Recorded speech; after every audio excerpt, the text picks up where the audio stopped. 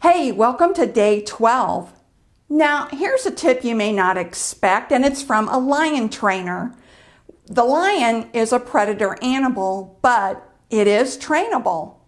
The lion trainer also knows if he exhibits weakness or vulnerability, the lion will attack the trainer. Now, granted, you're not a lion trainer or a lion, but people can smell neediness a mile away. Let's see if you show signs of weakness by being a needy salesperson right after this. Many salespeople I've coached have a problem with the phrase sales rep. They don't want to be associated with the word sales or selling. That's why the new language to describe selling is business development.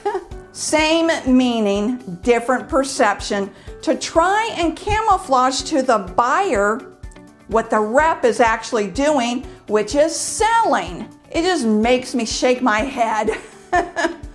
Neediness will be spotted by the skilled buyer in a variety of ways, even with something as simple as an introduction. Buyer: Hi, I'm Blake Andrews. You: Nice to meet you, Mr. Andrews. When you refer to the buyer as Mr. or Ms. or Mrs., you might believe this is showing respect. Actually, what you're conveying is, Mr. Andrews, you're so much more important than I am. You place yourself in a subservient role instead of someone of equal value, which is two business people coming together to engage in a discussion and possibly reaching an agreement. See the difference? You don't call your coworkers Mr. or Mrs.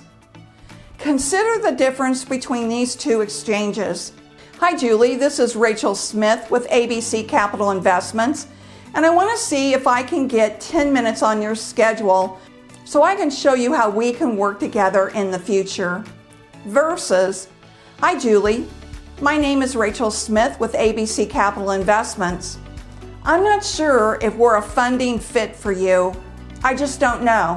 What I'd like to suggest is to meet with you so we can see where you're going and you can look at ABC Capital Investments to see if there may be a fit.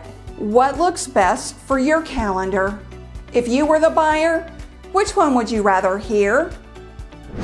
Avoid proving yourself. Talking more than listening is a sure signal to the buyer that you need the sale. Neediness looks like you need to prove you're an expert using industry jargon or using an extensive vocabulary to impress, while at the same time dominating the conversation. Feeling the need to impress or feel important are signals to you that neediness has crept in to your psychic. Have you ever heard a voice message greeting where the person just drones on and on about how and when to reach them because they're so busy and important? Or someone left you a voice message that droned on and on. Both screams neediness. Many bad deals have been made or lost because of neediness. Now, how to avoid feeling needy? You don't need the sale that compromises you on price. You don't need it. Let's face it, most of us don't really need anything, but we sure want a bunch of stuff. Learn to contain the feeling of neediness by keeping it all in perspective. Do this by shifting the emphasis from need to want. It's okay to want to close the deal because it's a good option for the buyer. It's something altogether different to need the deal so you keep your job. The shift in the mindset is so subtle, it may not be obvious to you, but it is definitely obvious to the buyer who is looking for subtle cues to secure discounts and price breaks. The word want means to strive for, plan for, and develop a process to close the deal. instead of unconsciously sabotaging the deal because you need it to survive another day. If you can feel the desperation, so can the buyer. Here's the last word on smelling like a needy salesperson. Have control and discipline over your feelings and developing the sale. When that happens, the buyer will perceive you with confidence and trust. Now, if you're new to my YouTube channel, welcome. I'm glad you're here.